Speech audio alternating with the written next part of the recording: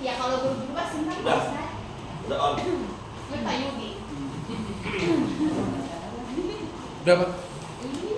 Assalamualaikum warahmatullahi wabarakatuh. Waalaikumsalam warahmatullahi wabarakatuh. Bismillahirrahmanirrahim. Alhamdulillahirabbil alamin. Allahumma shalli wa sallim ala sayyidina Muhammadin wa ala alihi wa sahbihi ajma'in, amma ba'du. Yang saya hormati Kepala SMA Islam Said Naum, Ibu Neni Nur Aini MPD. Yang saya hormati Bapak Asep Rizal selaku Wakil Kepala Sekolah Bidang Kurikulum SMA Islam Said Naum.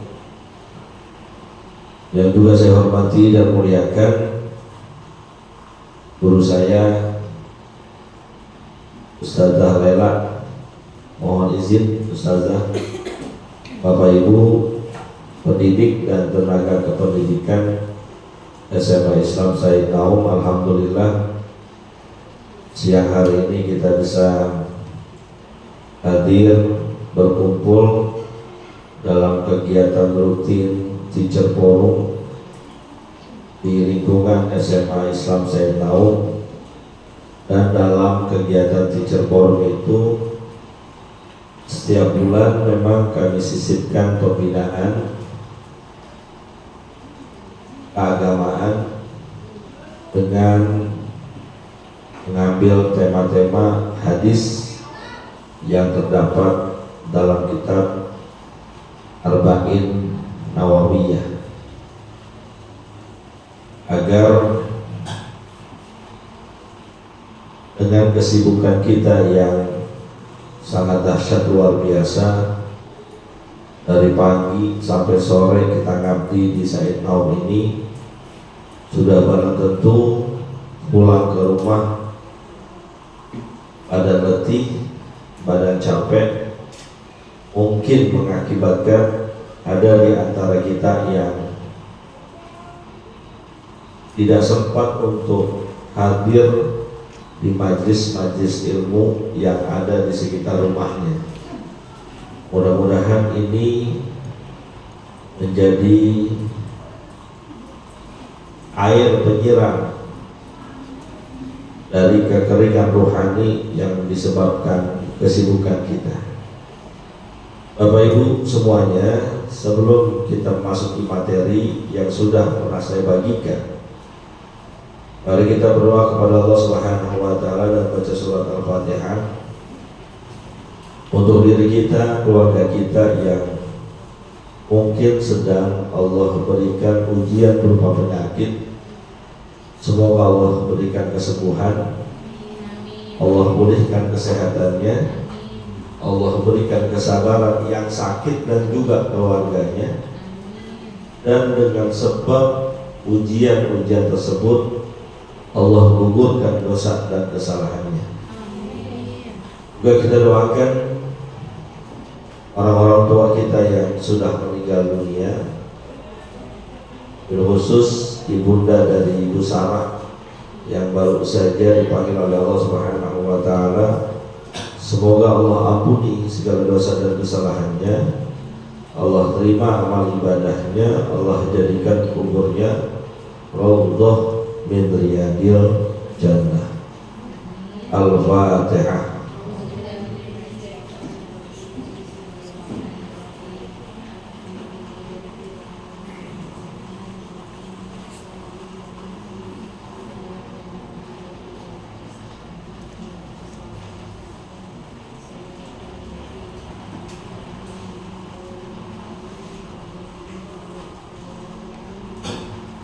Bapak Ibu sekalian, ini jujur saya baru tumben misi majlis taklim disediakan rujak.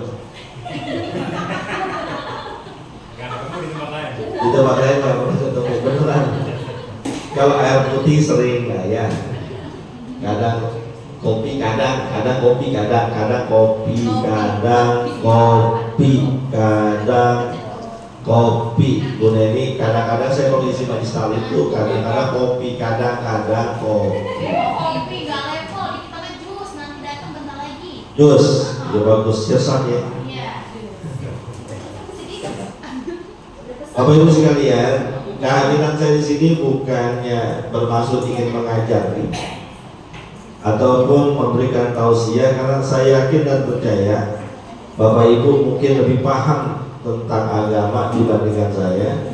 Apalagi di sini ada Ustaz Lela, ada Ustaz Karim yang saya tahu betul beliau berguru di mana, ngaji majlis taklim di mana. Salah satu guru beliau adalah guru saya juga, Kiai Haji Bunyamin. Iya guru ya.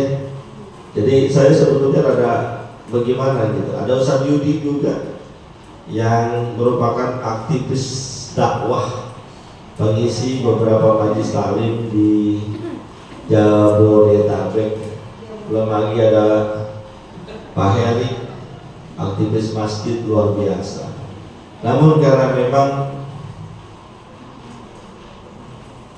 semata-mata menjalankan perintah Allah Subhanahu wa taala, tawassaw bil haqqi, tawassaw bis sabr, saling menasihati dalam kebenaran, saling menasihati dalam kesabaran, maka izinkan saya pada siang hari ini menyampaikan hadis arba'in yang ke-16.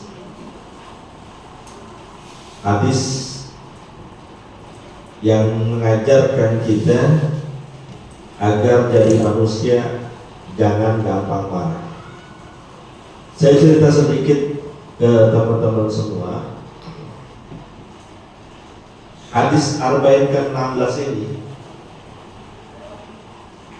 ini adalah hadis tercepat yang pernah saya hafal ketika MI.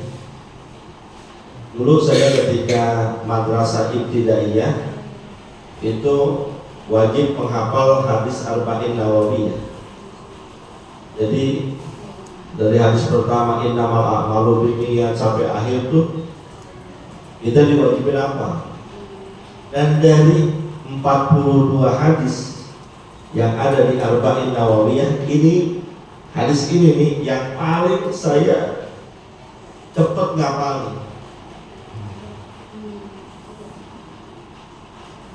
Mudah-mudahan cepat hafal, bukan berarti cepat hilang juga kan gitu. Biasanya orang itu ya cepat hafal, cepat lupa.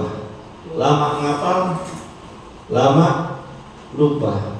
Enggak ngapal-ngapal, enggak bakal lupa. Maka kalau pengen enggak lupa, enggak usah ngapalin.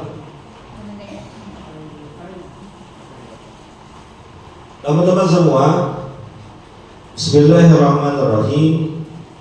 Boleh saya minta satu orang baca? Ustaz Karim mungkin mau baca hadisnya aja. Bismillahirrahmanirrahim.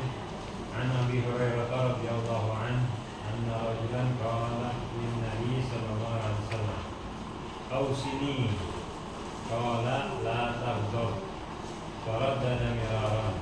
Qala la taghdab. Terima kasih.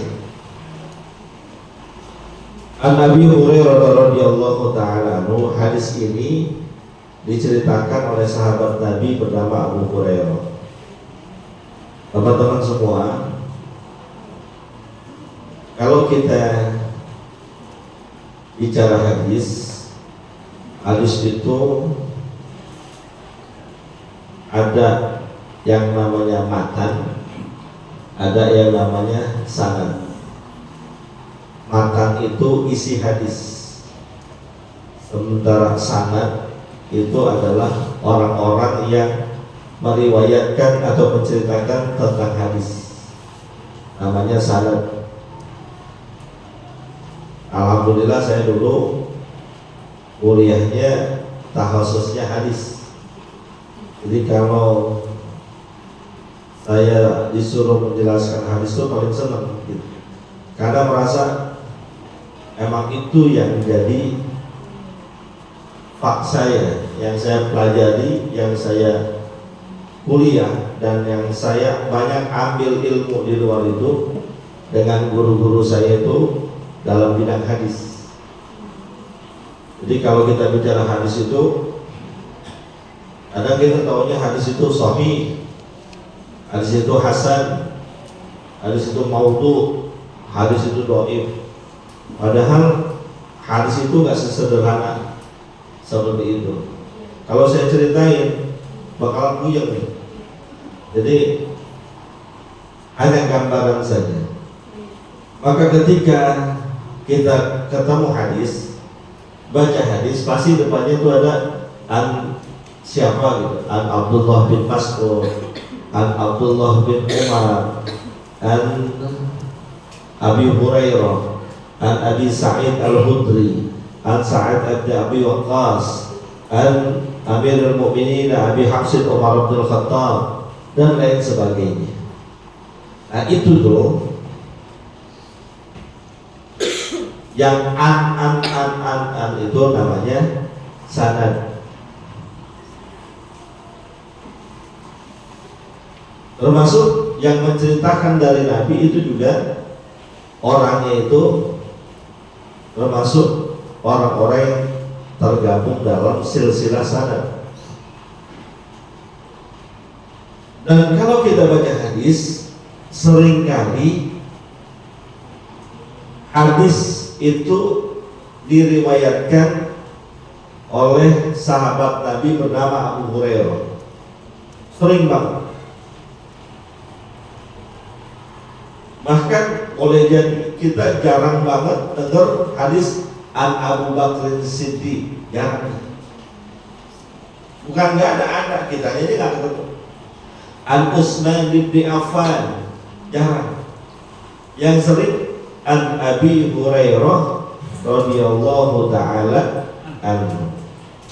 Dan ternyata kalau kita lihat biografi para sahabat-sahabat Nabi yang menceritakan perkara tentang Nabi Muhammad kepada orang-orang setelahnya, dan paling banyak itu adalah Abu Hurairah. Tidak kurang dari 5.374 hadis atau sesuatu yang beliau ceritakan tentang Nabi Muhammad kepada generasi setelahnya. 5.374. Bayangin, kita ngapalin hadis satu aja kadang-kadang susah banget ya. Satu aja kadang-kadang lupa. Apalagi usia-usia udah di atas 30-40, apal depan belakang hilang. Belakang ingat, depan kelupaan. Sekarang nih, kalau saya suruh ngapalin, apa saya yakin orang pendek kan Nabi Hurairah radhiyallahu taala anhu, anna rajulan salam Nabi sallallahu alaihi wasallam qala ausini qala la taqtab faradda bi rawan qala la taqtab. Apa saya yakin? Ntar keluar pintu aja ada yang nyenggol dikit lupa gitu. Tapi beliau terpelihara dan terjaga hafalannya sampai begitu detail menceritakan kabar berita tentang Nabi kita Muhammad SAW kepada generasi setelahnya. Padahal beliau ini bukan orang yang masuk Islam di awal, bukan. Ahlan bersama-sama datang. Ya kita akhiri pertemuan kita pada udah. Apa-apa. Better late than never. Padahal beliau Abu Hurairah itu bukan yang masuk Islam periode-periode awal, bukan termasuk yang as-sabiqun al-awwal, bukan juga orang yang periode awal Madinah masuk Islam, bukan. Beliau masuk Islam itu 3 atau 4 tahun sebelum Rasulullah wafat, saat perang Khaybar. 3-4 tahun sebelum Rasulullah wafat baru masuk Islam. tapi yang dengannya literatur tentang keislaman banyak sampai ke kita. Ini dahsyat dan luar biasa. Ketika dia telah berkomitmen untuk menjadi seorang muslim, bersyahadat, lalu beliau minta doa kepada Rasulullah SAW untuk diberikan ketetapan ilmu, ketetapan cahaya hidayah. Maka berkat doanya Rasulullah, segala ilmu berkaitan tentang literatur keislaman yang saat itu belum terkodifikasi dengan baik. Mohon maaf ya Pak, kalau kita belajar sejarah ini agak nyimpang dikit, gak apa-apa kan aku jam sekali Pak katanya ya. Jadi ada nyimpang-nyimpang dikit saya. Kalau kita lihat baca sejarah, pertama generasi sahabat itu nggak banyak yang pintar baca tulis, nggak banyak. Bisa dihitung segelintir orang aja.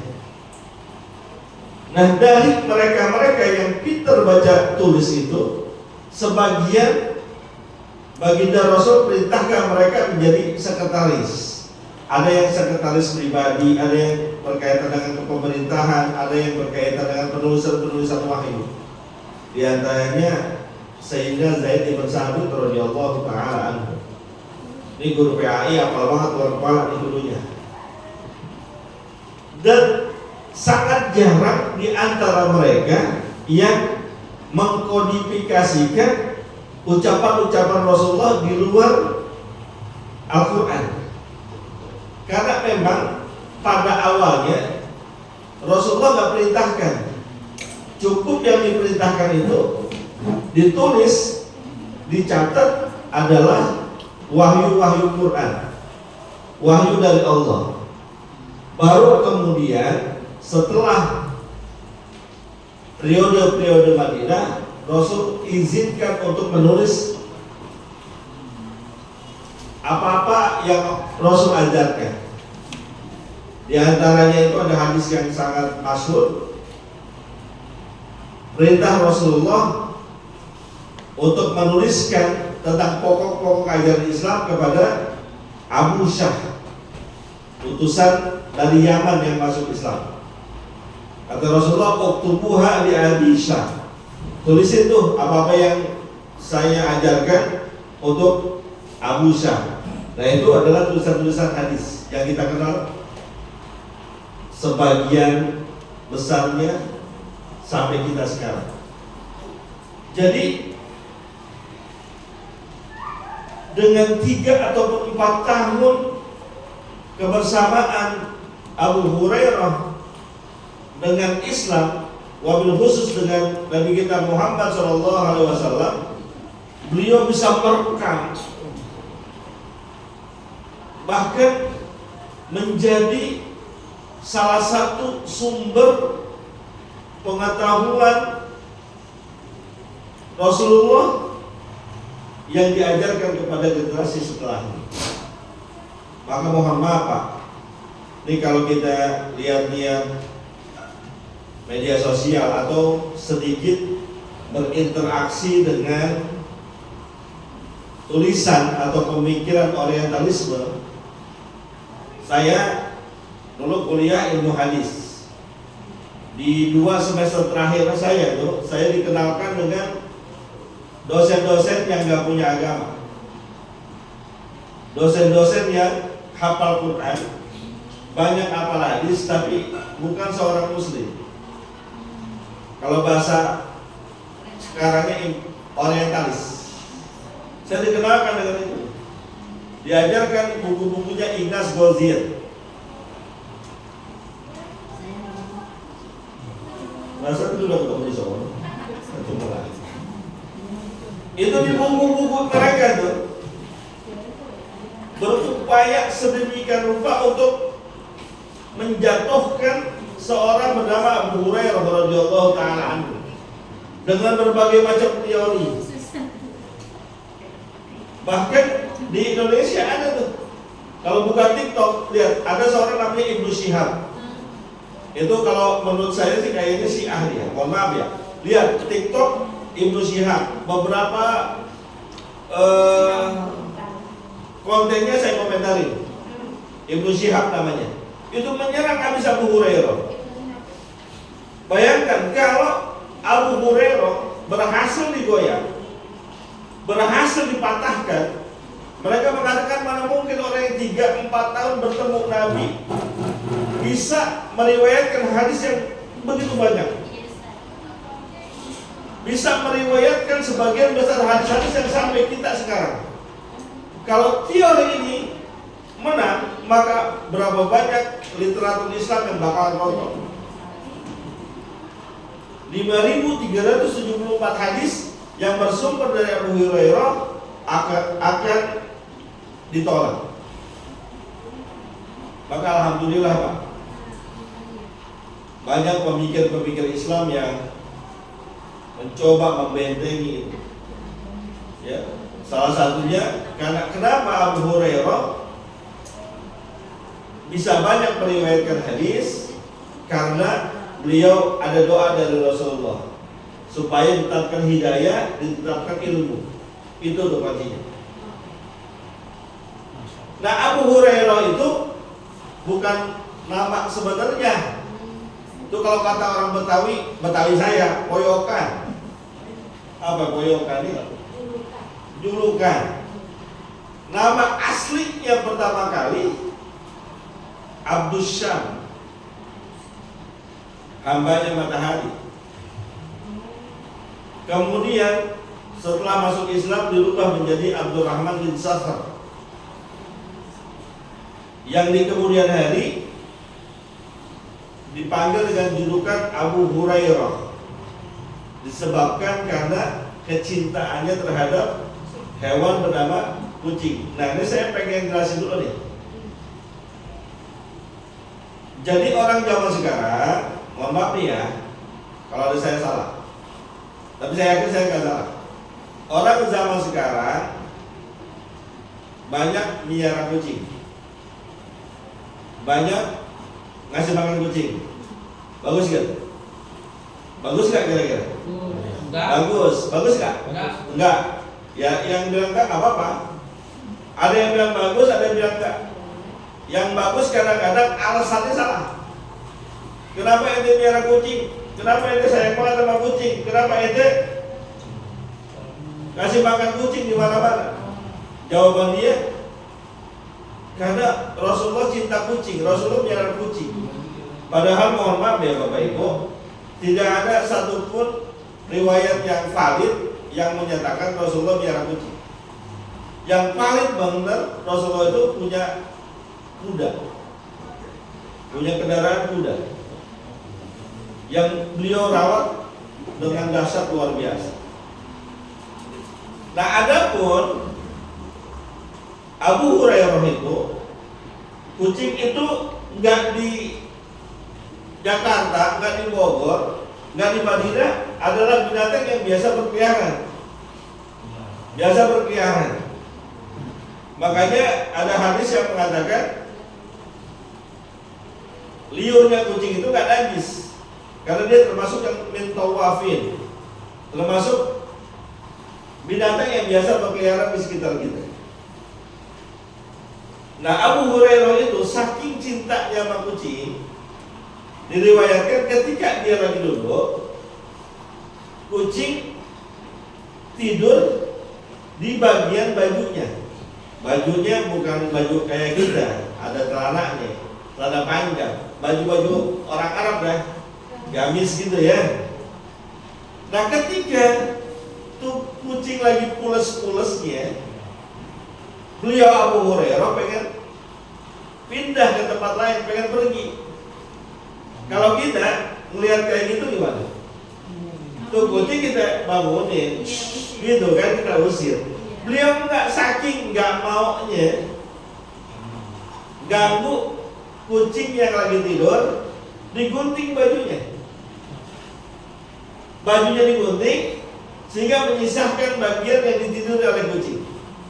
Dia bangun, tuh kucing tetap tidur, aman aja. Tuh kucing aja di luar biasa gitu. Kalau kita lagi ngajar, anak sekolahan tidur, diapain kira-kira? Diemin apa bangunin? Tadi ini bangunin ya. Kenapa ya? Berarti itu nggak sayang.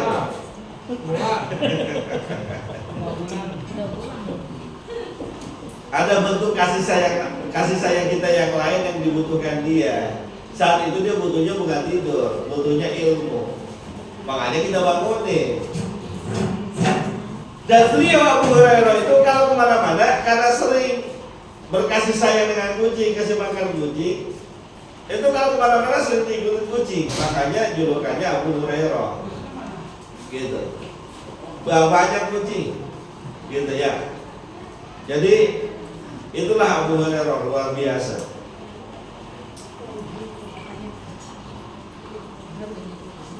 Lalu Pak Ustadz gimana dengan orang-orang sekarang yang sayang sama kucing, bahkan kasih makan ahlan masalah? Kok beda?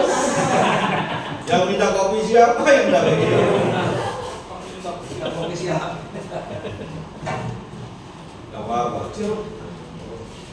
Saya pernah ditanya gini, Pak Ustadz gimana tuh? Kalau saya kasih makan kucing-kucing yang ada di jalanan segala macam, gimana kira-kira boleh nggak? Saya bilang secara prinsip kita kasih makan hewan apapun itu, termasuk kita kasih makan anjing sekalipun, prinsipnya bikuli kabidin rotbatin sodam. Dari setiap limpa yang basah karena makanan ataupun minuman yang kita kasih makhluk hidup, manusia ataupun hewan, termasuk hewan-hewan yang kita anggap gak terhormat, anjing misalnya, itu ada nilai sedekahnya. Tapi ingat nih, mohon maaf di sini ada yang suka kasih makan kucing ya. Mohon maaf banget, saya bukan nyindir bukan. Tapi perlu dipikirin. Itu kucing kalau sering kita kasih makan, misalnya di lingkungan sini nih. Mohon maaf, bukan cuma jinaknya, dia buang kotoran masih dari sini juga. Dan itu gak sadar kita punya potensi nyakitin orang. Mohon maaf ya Pak ya, saya mendapat tamparan keras di pribadi saya. Dulu saya hampir 2 minggu sekali, 2 hari sekali beli makanan kucing.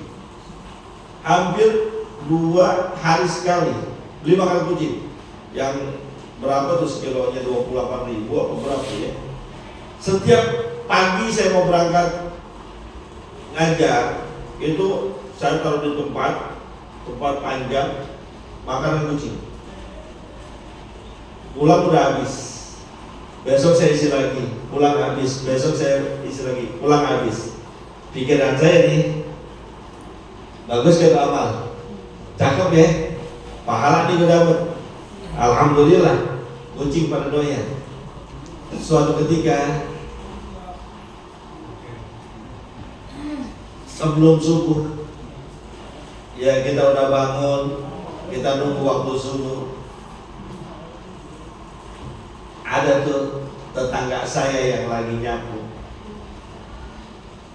ngomongnya begini, di gang rumah saya, masuk gang Pak. Ini gang kita sekarang, dia pada ngomong sambil nyapu sendiri. Saya yakin dia nggak masuk nyindir saya karena dia nggak tahu saya udah bangun. Gang kita sekarang banyak tai kucingnya. Soalnya ada yang suka ngasih makan. Dia sebut nama saya. Langsung saya dengar itu, astagfirullah. Ternyata cara saya salah. Saya kasih makan kucing di situ, kucing bereknya di situ. Mohon maaf, kotoran kucing itu rasanya luar biasa. Apalagi kalau udah keiles, asam manis. nah itu kalah nano ya. Maka pikirin Pak, teman-teman, ada tuh kadang-kadang kawan-kawan saya berangkat ke pasar beli potongan ikan tongkol lalu disebar di pinggir jalan buat kasih makan kucing. Saya kalau bang itu saya rangkul, saya bilang bagus, coba pikirin itunya, pikirin efeknya. Lalu mereka beralasan, kalau kita gak kasih makan nanti kasihan dia kelaparan. Enggak, kita gak kasih makan, kucing gak bakal kelaparan. Kenapa? Orang punya Allah.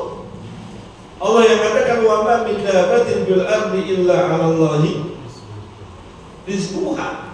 Enggak usah khawatir. Mohon maaf, sekalipun untuk kucing gembel, kucing yang udah cacat sakit-sakitan, Allah nggak akan sia-siain, pasti dikasih rezekinya. Begitu. Ini ngapain ngomong ke sono-sono ya? Padahal lagi temanya tentang menahan amal. Diceritakan oleh Abu Hurairah bahwa ada seseorang berkata kepada Nabi kita Muhammad SAW, ya Rasulullah ausini, ya Rasulullah kasih nasihat saya, kasih wasiat saya, kasih wejangan saya, kasih ilmu buat saya, yang dengannya saya amalin, yang dengannya saya bisa berpegang teguh, saya bisa menjalankan dengan sebaik-baiknya. Nabi simpel nasihatnya, qala la taghdab, kata Nabi, la taghdab, jangan gampang marah. Faradda dan mirara, dia orang minta lagi, berulang kali dia bilang, ya Rasulullah nasihatin saya, kasih pengajaran kepada saya. Berulang-ulang dia minta, berulang-ulang juga Rasulullah mengatakan la taghdab, jangan gampang marah. Teman-teman semua, kita ini Allah ciptakan dengan potensi yang sangat luar biasa, komplit. Kita punya potensi sedih, tapi di saat yang bersamaan punya juga potensi bergembira. Kita punya potensi sabar, di saat yang bersamaan punya juga potensi marah. Allah titipkan banyak potensi dalam tubuh kita, dan Allah minta kita untuk mengefektifkannya sesuai dengan keperluan. Orang Islam bukan gak boleh marah, tapi jangan gampang marah, terlalu emosional. Dan ini bukan perkara gampang. Menahan diri dari marah itu bukan sesuatu yang ringan. Apalagi mohon maaf, orang yang memiliki kedudukan, orang yang memiliki jabatan, orang yang memiliki kemampuan, orang yang memiliki potensi kekayaan. Ini untuk urusan marah paling gampang. Pimpinan, kepala sekolah misalnya, mohon maaf, ada kepala sekolah, kepala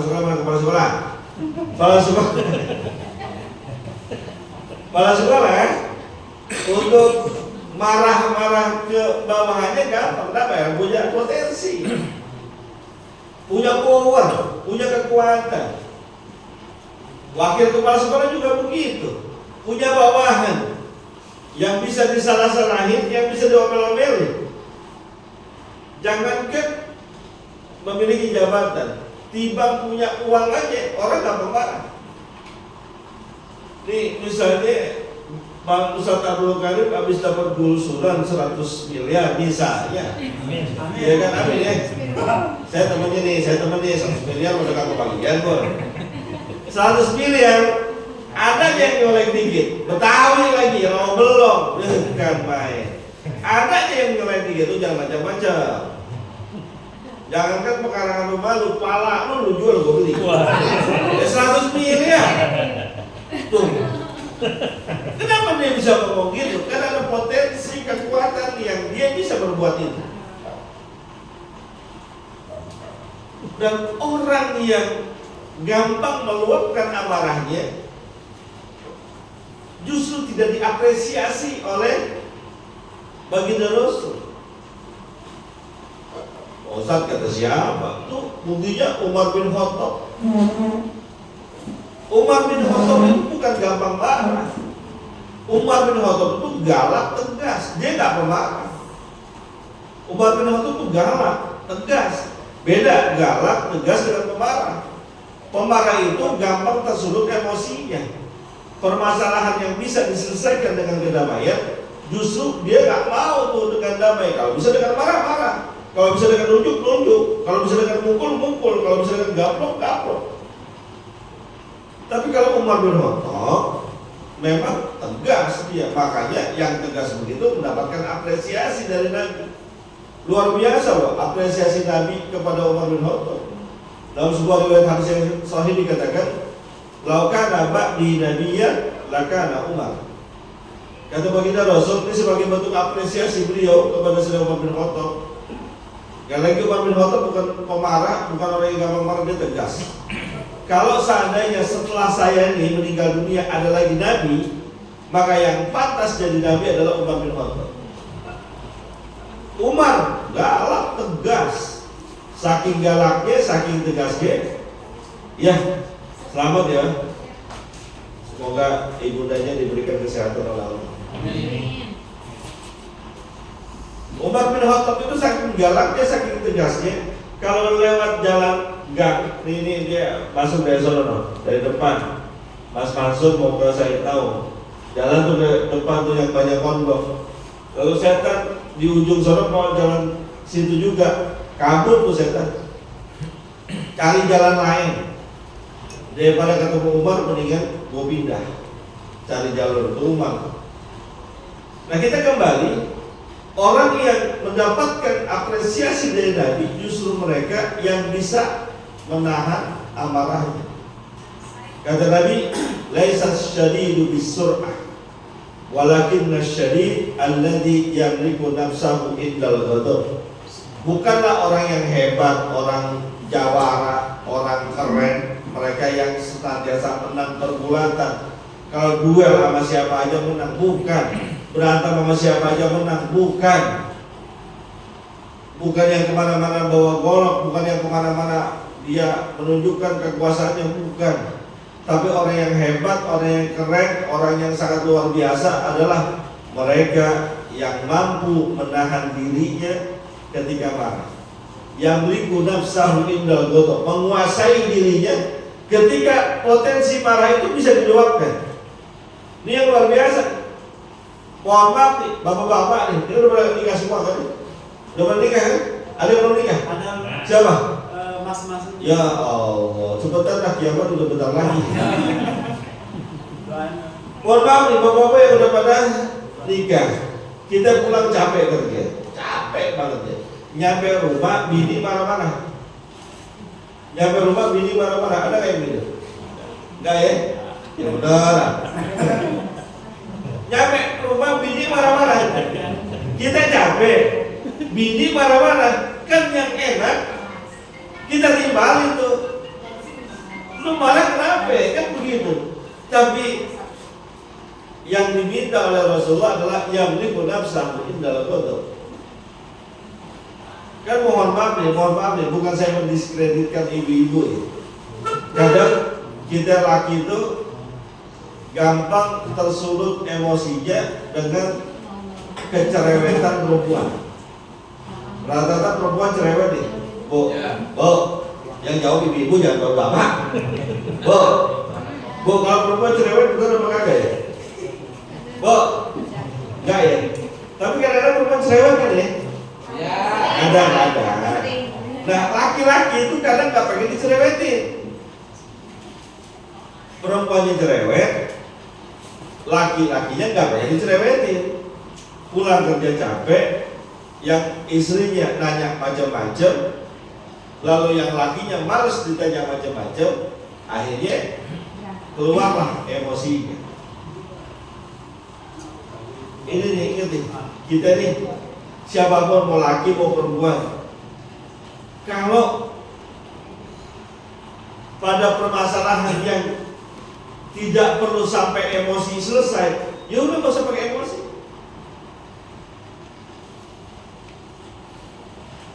Kalau bisa dibicarakan baik-baik, bicarakan baik-baik. Apapun hubungannya, hubungan suami istri, hubungan dengan rekan kerja, hubungan dengan atasan, termasuk hubungan dengan siswa kita. Kalau bisa diselesaikan tanpa emosi, tanpa marah-marah, jalanin.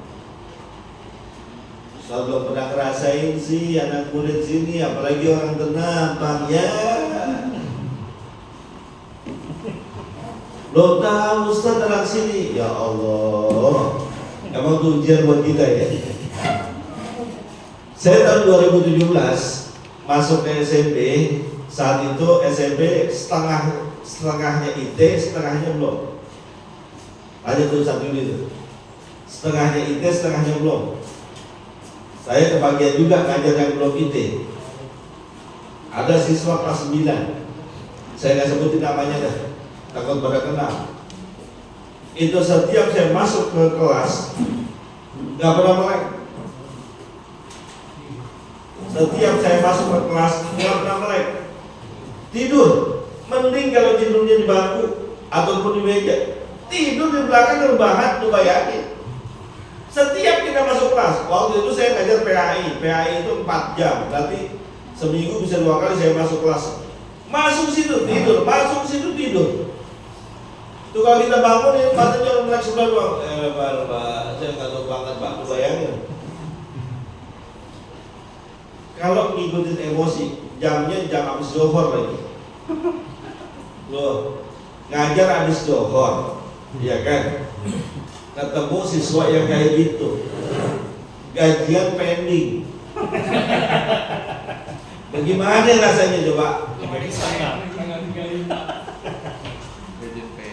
Gaji setengah. Kalau nurutin emosi, gue pengen siramin air tuh orang. Tapi saya pikir-pikir, kalau saya omelin dia, belum tentu. Pertama, ini orang tidurnya beneran ngantuk apa tidur obat? Kalau tidurnya tidur obat, diomelin bagaimana juga kagak ngaruh.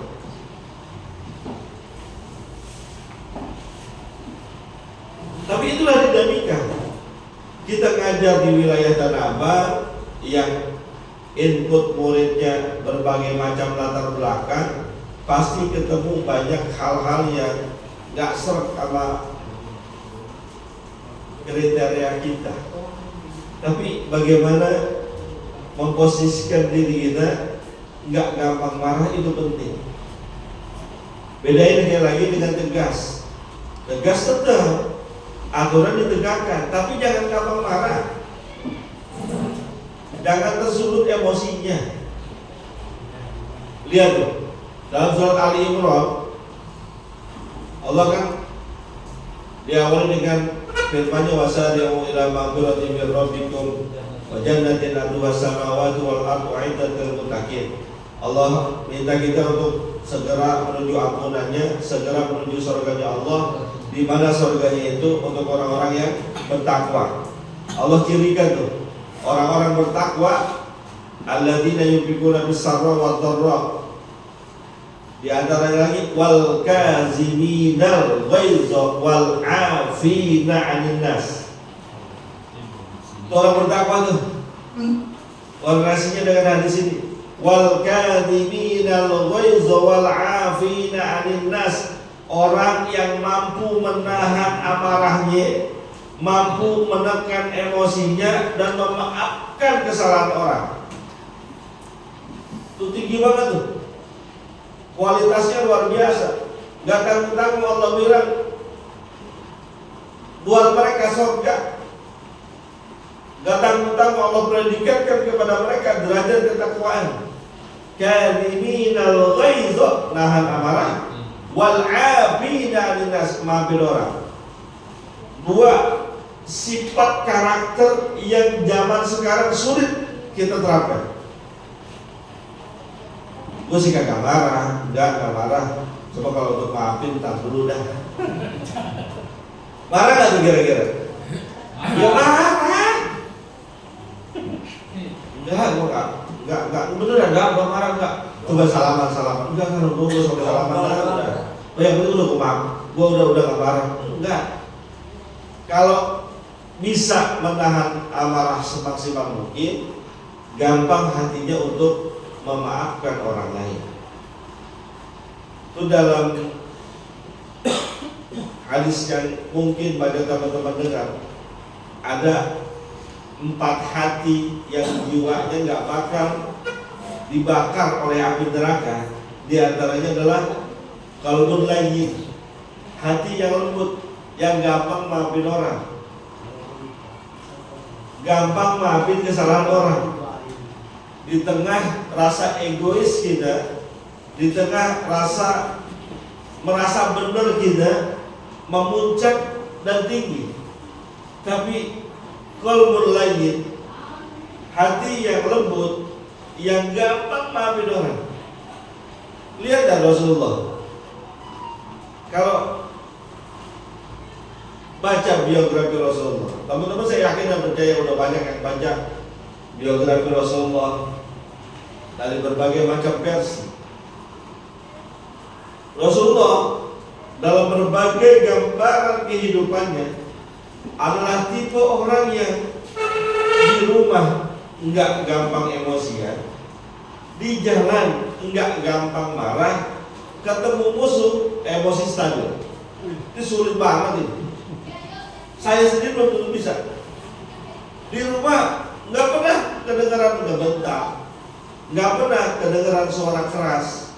Makanya itu Sayyidina Anas bin Malik radhiyallahu taala anhu pernah mengatakan, tidak kurang 10 tahun saya membantu rumah tangga Rasulullah sallallahu alaihi wasallam, dan selama itu saya belum pernah lihat Rasulullah marah. Selama itu saya belum pernah lihat Rasulullah cemberut. Selama itu saya belum pernah lihat Rasulullah ngambek. Coba ente setahun aja, setahun berapa kali cemberut sama pasangannya, berapa kali marah sama pasangannya. Ngaku aja udah. Jangankan setahun habis lebaran aja marah-marah. Kita tuh itu baru di rumah, belum lagi di jalanan. Rasulullah SAW pernah suatu ketika lagi jalan, beliau memakai rindak, selendang terbuat dari bahan yang biasa, termasuk bahan kasar. Tapi karena itu dihadiahkan oleh seseorang, Rasulullah pakai tuh rindaknya, selendangnya. Kalau kata kita mas hormat. Tapi ketika itu lagi dipakai, ada orang Arab Badui senang dengan selendangnya Rasulullah, main tarik aja. Buat saya ya Rasul, selendangnya, rindaknya, sampai mohon maaf nih, beliau punya lehernya berbekas merah. Marahkah Rasulullah? Enggak. Rasulullah malah senyum. Kalau emang ente mau ambil, coba ente lagi jalan, baju ditarik, baju kaki buat gue dah. Kira-kira bagaimana Pak Asep? Buat deh. Buat tampol. Jangan kan nang tanah abang. Anak buah Hercules gue lawan tuh. Buat tampol tuh dia. Enggak ada. Rasulullah tuh menunjukkan emosinya. Satu lagi, terhadap musuhnya emosinya stabil, luar biasa. Dalam sebuah perjalanan pulang perang, Rasulullah capek ketiduran. Tiba-tiba karena memang tidurnya itu, kalau bahasa orang kampung saya, di tegalan, di padang padus begitu, pengawalan tidak ketat, ada orang yang diam-diam, dakfur namanya, mengintai Rasulullah. Kapan Rasulullah lengah, di situ akan dibunuh. Rasulullah ketiduran, dan pengawal penjaga-penjaganya juga tidur lelah habis pulang perang. Tiba-tiba Daksur loncat dengan menguruskan pedangnya, ditempelkan ke beliau punya leher. Ya Muhammad, dengan keadaan seperti ini, siapa yang bisa menolongmu dari tebasan pedang saya ini? Ujung pedang udah di leher. Rasulullah bangun, ada ancaman dari Daksur. Tapi lihat nih, karena emosinya stabil, walaupun terhadap yang memusuhinya, yang membencinya, yang mau membunuhnya, Rasulullah dengan jawab dengan tenang mengatakan, yang bisa menyelamatkan saya dari urusan pedangmu ini adalah Allah. Kalimat berwibawa keluar dari Rasulullah. Mendengar kalimat Allah, bergetar tangan Daksur, jatuh dia pedangnya. Bukan hanya pedangnya yang jatuh, Daksurnya jatuh. Seketika Rasulullah bangkit, ambil pedangnya Daksur, ditempel gantian. Sekarang, kalau tadi engkau mengancam saya, sekarang giliran gantian. Siapa yang bisa menyelamatkan dirimu dari pedangmu ini? Gak bisa jawab nih. Dia bilang, gak ada yang bisa menyelamatkan saya kecuali kebaikan engkau ya Muhammad. Apa yang dilakukan Rasulullah dengan itu? Ditebas lehernya? Enggak, didorong, kagak. Dibalikin, dibangunin, udah lu pulang nih, mau pulang lagi, pedangnya lu pulang, jangan ganggu-ganggu gua lagi, ibaratnya begitu. Coba kita pasokan, lagi tiduran di masjid, ada yang nyamperin, enggak pakai pedang sih, coba noyor doang nih, noyor tau gak noyor? Ditoyor gitu. Sopan, lu jangan ulang-ulang jadi orang. Lu belum pernah gua anak berabang, noyor gitu. Terus tiba-tiba teman-teman pasoknya nyamperin, ada 10 orang, tuh orang sendiri, getar dia, gantian dia yang terancam kan, tadinya pasoknya yang terancam. Tapi pas lihat pasokwan digituin, teman-temannya pada turun tangan, ada Pak Zul turun, Pak Heri turun, gede banget badannya ya kan. Pak Budi, Masya Allah, Bang Karim belakang begini aja. Ustaz Karim kan nggak usah ngomong begini juga udah takut. Gantian tuh orang yang lagi tadinya ngancam Ustaz Sofwan terancam, gemeter dia tuh, temennya banyak banget nih. Kira-kira apa yang dilakukan Pak Sofwan kayak gitu? Hah? Apa? Bukan toyor lagi, pakai kaki udah lari. Kan begitu. Kita kan begitu tuh, belum stabil emosinya. Lihat Rasulullah, makanya pantas kalau dikatakan laqad kana lakum fi Rasulillahi uswatun hasanah. Dibuat kalian semua ada pada diri Rasul suri teladan yang baik. Mau ambil dari sisi manapun Rasulullah itu baik banget. Mau dilihat dari sudut manapun nggak ada celahnya. Dari sisi sebagai kepala rumah tangga, dari sisi sebagai seorang sahabat, seorang teman, seorang pemimpin, nggak ada celahnya. Stabil Rasulullah tuh. Makanya dalam ilmu-ilmu modern kita bukan hanya diminta untuk menguasai IQ yang bagus, EQ juga bagus, emotional quotient, juga ESQ juga bagus. 3 ini kalau kita benar-benar bisa kuasai, memiliki IQ yang bagus, EQ yang bagus, ESQ yang bagus, maka akan lebih stabil. Nggak gampang marah. Karena orang yang gampang marah tuh kan jelek banget ya. Orang tua kita ngomongnya kan gak enak, Pak. Lu jangan gampang marah, tak cepat tua, kan begitu ya. Jangan gampang marah, tuanya jelek, iya kan? Jangankan marah, nggak marahnya tuanya jelek, ya. Apalagi yang marah, gitu. Jadi teman-teman semua, sebuah hadis pendek dari Rasulullah, tapi maknanya dalam banget buat kita. Oh Ustaz, pengen sih nggak gampang marah, nggak mau marahan, pengen. Dia duluan yang ngajakin marahan duluan sama kita, bagaimana? Jam berapa nih? Bahasa jam berapa sekarang? Suka 3. Saya ngomong dari tadi suka 3 aja. Kamu bohong. Gak berasa ya? Saya minum dulu ya. Sering tenggorokan saya. Kita sih udah nggak mau marah. Udah nahan marah, udah. Ada teman kita marah sama kita, musuhin kita. Akhirnya terjadi perselisihan. Ya sesabar-sabarnya manusia namanya.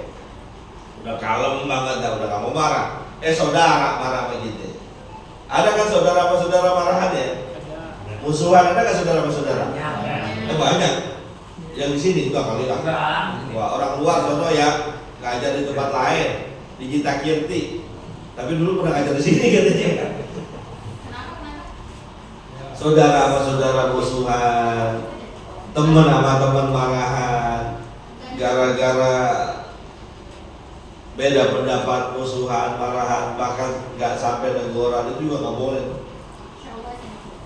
Ya bukan dengan lingkungan kita aja, lingkungan persahabatan, pertemanan, persaudaraan, hati-hati. Karena hakikat setan tuh nggak nempat kalau kita damai. Setan tuh nggak demen kalau kita akur, kita rempuk nggak demen. Kenapa? Setan tuh demennya kita berantem, bermusuhan.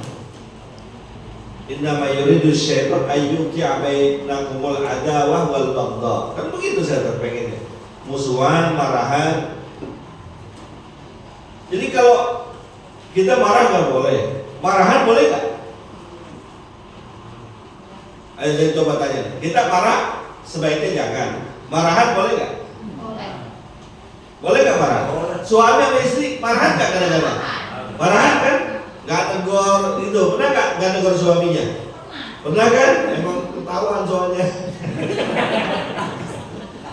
Suami nggak negor istrinya, pernah ya? Pernah. Tuh sering kata. Oh sering, ya kan? Gimana ngomong sebel banget Ustaz, orang lagi mandi dompet gue dikira kaki. Ketahuan gaji lu gue kasih dia semua. Ini uang koreksinya masih diambil ya. Ada yang begitu kan kadang-kadang ya. Oh, kasihan.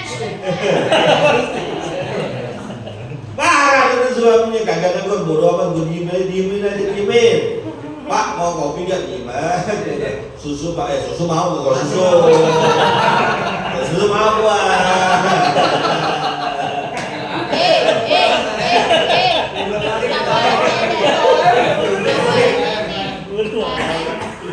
Istri marah sama suaminya, nggak negor.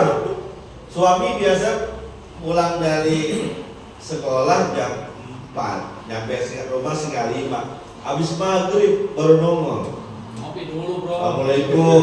Diam aja bro, diam aja pura-pura nonton TV. Assalamualaikum. Bodo amat, diam aja tuh baru nongol. Lembur kagak, ngomong kagak, izin kagak, hujan kagak, macet kagak, diem aja. Ada nggak yang begitu tuh? Gak ada. Gak ada. Benar. Nih ibu, mohon maaf nih ibu nih. Kalau suaminya telat pulang kagak bilang-bilang, marah apa kagak? Bohong banget. Gak marah sih. Soleh tuh soleh. Gak marah sih, cuma dongkol. Abang pas lihat buka baju ada rambut panjang di sini. Ini nyanyi lagu Evita Mala. Rambut siapa ini? Gue bisa juga nyanyi gua. Tapi jangan bilang Pak Tolib dah.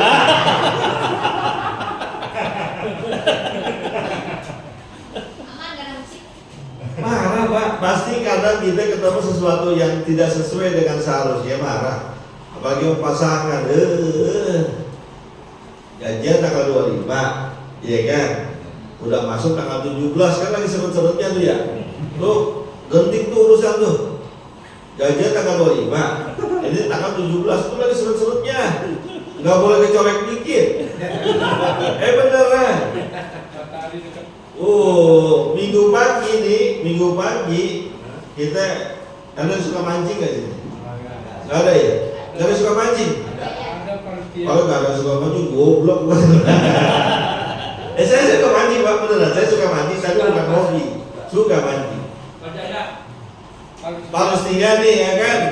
Tanggal 17 pagi-pagi udah nyiapin joran.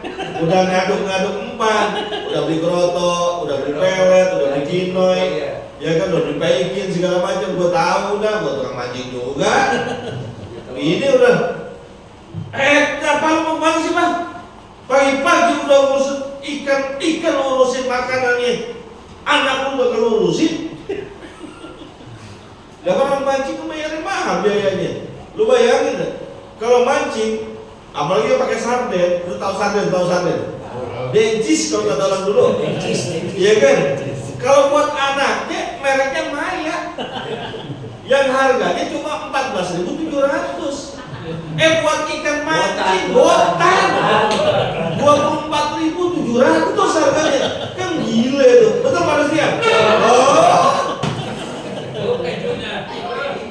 Belum kejunya, belum parutan tenggo, ya kan? Belum beli lampaknya, 150.000. Belum pakai telur bebek. Pas mancing emang kagak ngopi. Ya, di emang ada kopi pangku. Ya. Pada Palestian. Kamu kalau bini orang duit belanjaan belum semua dikasih, gajian masih lama, berangkat mancing. Biasa tuh kayak gitu tuh. Istri marah sama suami, suami marah sama istri. Itu sesuatu yang lumrah. Tapi ingat, ada panduan dari Nabi kalau kita marah. Ada panduannya nih. Sama siapapun, sama teman kayak sama sahabat, sama saudara, sama tetangga, sama istri, sama suami. Kalaupun marah sama suami, la yahillu li muslimin ayyahjura akhahu fawqa thalathi layalin. Haram hukumnya bagi seorang muslim marah terhadap saudara muslim yang lainnya lebih dari 3 hari. Jadi boleh marah, ini aturannya. Kalau memang harus marah ya silahkan, tapi jangan lebih dari 3 hari. Ibu-ibu mau marah sama suaminya, marah deh sono, tidur tengkurap nggak apa-apa, tapi jangan lebih dari 3 hari. Ya emang ibu-ibu kan kalau marah sama suaminya tidur tengkurap ya kan, dipegang itu, kalau kamarnya 2 pindah kamar dia. Ya, nggak boleh ya kan? Tuh, dengar itu ibu kata sambat ya. Tuh Muhammad itu. Makanya Pak Rustian itu kalau dia berangkat mancing dia lihat tidur bininya. Kalau bininya tidur ngadep kanan, lempar jorannya ke sebelah kanan. Oh, betul Pak Rustian. Kalau tidurnya ngadep ke kiri, lempar jorannya ke sebelah kiri. Kalau tidurnya celentang, dia nggak berangkat mancing, kerjain yang di rumah aja.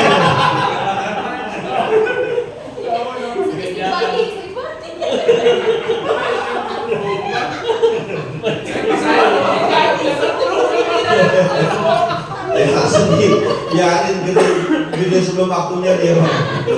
Gak apa-apa Pak Seher belajar. Teori Pak, teori. Jadi jangan ente kira nikah itu enak. Kagak enak, bukan selalu. Makanya kalau kata Haji Roma Irama paling enak jadi bujangan. Gitu.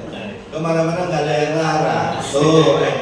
Jadi bujangan, ente pulang jam 12, jam 1, jam 2, jam 3, nggak ada yang ngomelin, bodoh amat. Coba lu udah punya bini, jam 2 lu baru pulang, ya kiamat sukro.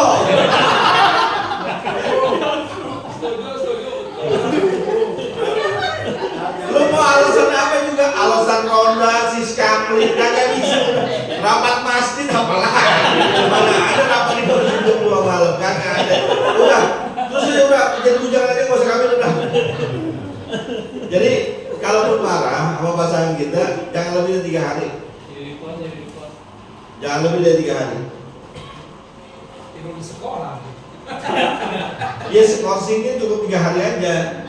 Kelebihnya udah minta maaf dah atau saling memaafkan. Tergantung bayaran. Suami juga begitu, marah sama bininya. Ya kamar cuma 1 ya kan. Mau itu bukan. Tidur di depan TV suaminya ya kan. Hati-hati, marah boleh tapi jangan lebih dari 3 hari. Apalagi ibu, hati-hati nih ibu nih. Pun kalau lagi marah, suaminya masih ada hajat, kasih. Sindiran banget nih.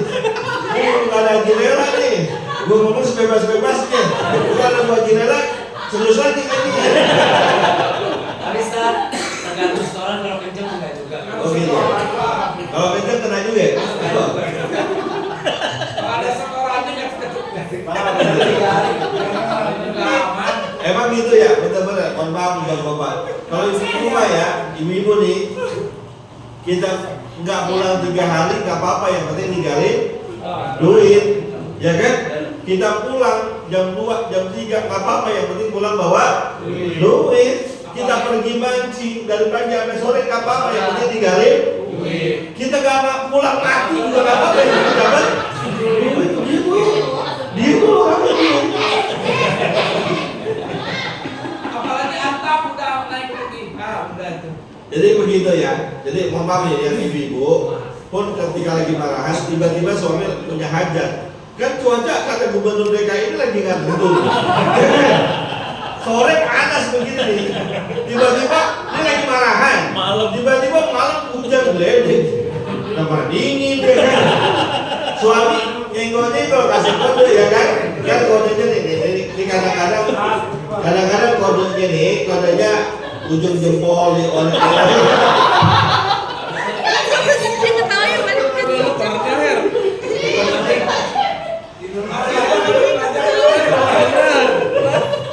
Ujungnya kalau gerak ya.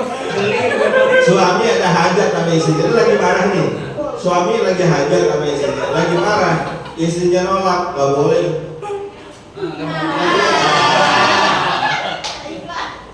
Gue kira buat jendela. Kalau buat jendela gue balik lagi hadis lurus. Jadi ketika suami ada hajat, lalu istrinya menolak, awas nih, hati-hati nih, bu, dengerin bu, ini hadis penting buat anda nih. Idza da'ar rajulu, hadisnya sahih bu. Idza da'ar rajulu ila firasi, idza da'ar rajulu imra'atahu ila firasihi fa'abat la'anat hal malaikatu hatta tusbiha. Ente apal nih hadis nih. Jadi kalau bikin lagi pada cemberut, lu bacain nih hadis. Idza da'ar rajulu imra'atahu, apabila seorang suami memanggil istrinya ila firasihi, ke kasurnya untuk menunaikan hajat, fa'abat, istrinya nggak mau, tanpa ada uzur, nggak ada alasan yang dibenarkan oleh agama, fa'abat, dia ogah, tengkurap aja terus tidurnya. Udah tengkurap pakai gembok lagi. Jadi bayangin Pak, apa kata Nabi? La'anat hal malaikatu hatta tusbiha. Tuh perempuan dilaknat oleh malaikat hatta tusbiha, sampai subuh. Tuh dengerin. Makanya kasih. Pakai kasih ya. Sampai pagi. Mohon maaf ya, hadisnya sahih benar Bu. Riwayat yang lain mengatakan hatta yarda zaujuhu, sampai suaminya redho, suaminya ikhlas, suaminya rela, baru tuh laknat malaikat terjatuh. Japri apa itu? Japri nanti hadisnya. Ayo apalin. Tidak ada. Ya teman-teman semua, ini saya kaji di sini doang, saya kajinya ngaco beneran. Di Masjid Al-Rumah saya beneran banget ini. Jadi memang potensi marah itu ada pada kita. Maka ketika emosi itu datang, kita pengen marah, antisipasi. Caranya apa? Pertama, ketika udah pengen marah banget sama siapapun, sama murid, sama teman, sama siswa, sama bini, sama suami, ya udah gak kuat.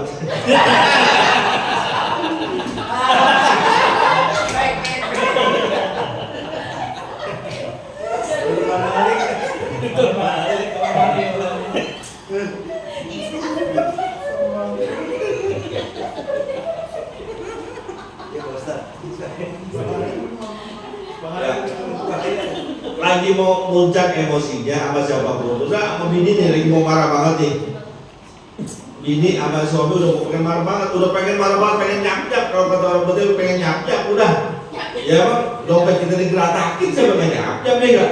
Itu duit udah berselip-selipin masih diambil juga. ATM lo pegang, duit tabungan lo pegang, duit koreksian masih lo ambil juga. Jadi kita udah pengen marah-marah begitu. Maka ketika itu yang diajarkan oleh Rasulullah, segera ke kamar mandi wudu. Kenapa? Karena marah itu datangnya dari setan. Setan bersumber dari api. Api padam dengan air. Maka fa'atfi'uha bilwudu, padamkan api kemarahan itu dengan air wudu, sarjudi wudu. Terus Mas Antam. Lo yang salah dia kan begitu Mas. Jangan ambil duit selipat nih. Ngapa kita yang ngasih Mas Antam? Jangan sering-sering. Jangan uduk ya, uduk. Buru-buru tuh. Atau kalau pun gak uduk, usap-usap aja muka. Ngademin diri. Pindah tempat dari posisi kita marah. Kita mau marah-marah nih, pengen gaplok nih. Situasi ada murid ada ngeyel banget tuh. Hati-hati zaman sekarang. Bisa-bisa ada salah-salah buatan dikeroyokin sama murid itu lu bayangin. Kan ada tuh di mana tuh? Guru dikeroyokin sama murid-muridnya tuh. Jangan sampai kejadian itu ada di lingkungan kita. Kenapa? Karena memang dua-duanya nggak bisa nahan emosi, nggak bisa menahan amarah. Terjadi hal-hal yang tidak kita inginkan. Ketika kita pengen marah banget, emang murid, mohon maaf ya, murid siadang kalah. Saya ceritakan tadi tuh, yang tidur mulu tuh. Saya penasaran dia orang kok tidur mulu, emang di rumahnya nggak tidur. Saya tanya rumahnya di mana sih? Saya pengen, waktu itu saya kayaknya udah wali kelas ya, apa belum ya? Belum. Tapi saya bilang saya pengen ke rumahnya nih. Orang tidur mulu. Jangan ada Pak Ustaz, jangan ke rumahnya. Emang kenapa kan penasaran kita? Rumahnya di bongkaran Pak Ustaz. Nah gue kan orang Lempeng ya. Bongkaran apaan maksudnya? Ya orang Lempeng, orang lurus. Ya bongkaran Pak Ustaz kagak tahu. Ya bongkaran apaan? Kira bongkaran rumah gitu. Pasar malam tuh. Ini cerita saya masih polos. Ya udah pokoknya anterin saya ke rumah ini. Benar Pak Ustaz mau ke rumah? Iya anterin. Saya izin sama kepala sekolah saat itu. Terus saya dianterin sama teman. Lewat tuh rel ya kan? Iya betul. Pas lewat situ deg-degan saya Pak. Astagfirullahaladzim. Ya Allah. Wah jemput mulu ya Allah Pak. Gue mau merem takut nabrak. Gue mau melek. Aneh-aneh. Ya begitu dah. Ternyata rumahnya itu di lokasi bongkaran itu. Begitu ada tuh. Tahu kan? Prostitusi. Iya, bongkaran tahu kan? Tahu. Yang pasarannya 175. Tahu. Itu yang udah nenek-nenek tuh 40. Kalau 40 ke bawah masih yang rada bulan dikit 2,5. Katanya lo Apa? Katanya lo kok tahu harganya? Ya itu karena saya ke situ jadi tahu. Itu akhirnya apa? Ternyata kenapa murid saya begitu tuh? Mohon maaf, ibunya pelaku itu. Bagus kok gak ketemu sama ibunya. Ibunya pelaku itu dan tuh anak tiap malam memang gak tidur. Kerjanya ya ngobat aja udah. Mau diapain kalau ketemu anak kayak gitu? Lihat ngobat juga ibunya pelaku pelacuran lingkungan seperti itu enggak sehat.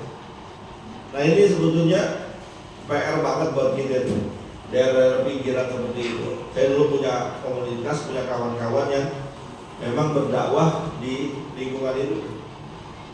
Saya sempat diajak gabung, coba karena banyak kesibukan, akhirnya nggak bisa itu.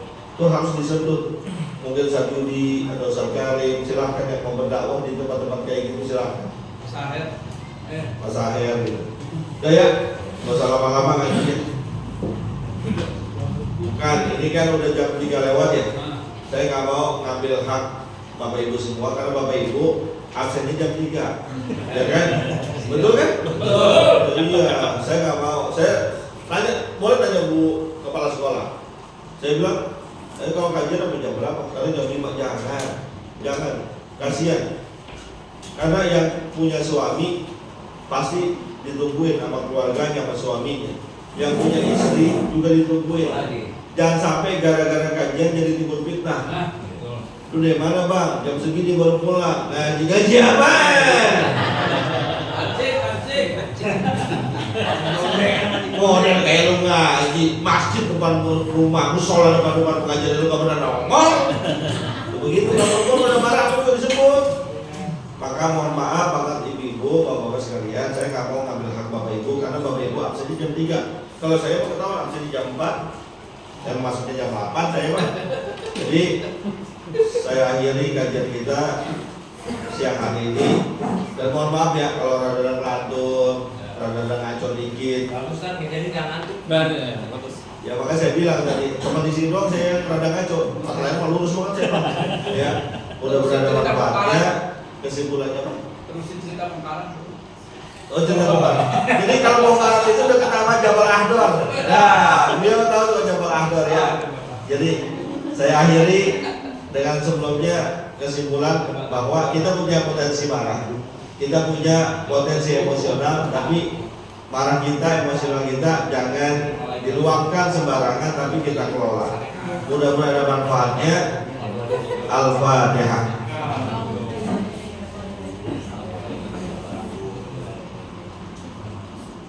Bismillahirrahmanirrahim. Alhamdulillahirabbil alamin.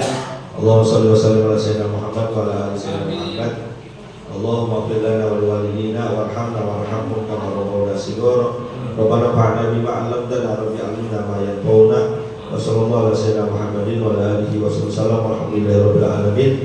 Maaf teman-teman, saya mau kasih ilmu sedikit. Kita sering doa kepada Allah, tapi mungkin ada di hati kita gitu. Kok saya doa nggak pernah dikabul-kabul ya? Doa saya kok nggak pernah diijabah ya? Atau kok hidup saya gini-gini aja ya? Jadi teman-teman, ini kuncian yang saya dapat dari guru-guru saya. Ketika kita berdoa kepada Allah, apapun yang kita minta, termasuk minta jabatan, minta kekayaan, minta kebahagiaan dunia akhirat, apapun doa itu, jangan pernah selipkan sebelum kita meminta itu, kecuali kita minta dulu ampunan buat kedua orang tua kita. Wahai mau doa apapun, awalnya dengan Allahumma ighfirli wa liwalidayya warhamhuma kama rabbayani shaghira. Itu kunci yang banget. Jadi kalau itu sudah kita awali, selepas itu mau doa apa lagi terserah. Mau doa minta istri lagi juga bodo amat terserah. Yang penting ada doa buat orang tua kita yang menjadi sandaran dari doa-doa kita. Ini saya ajarkan kepada teman-teman, mudah-mudahan bisa diamalkan. Jadi saya cukup sekian. Assalamualaikum warahmatullahi wabarakatuh.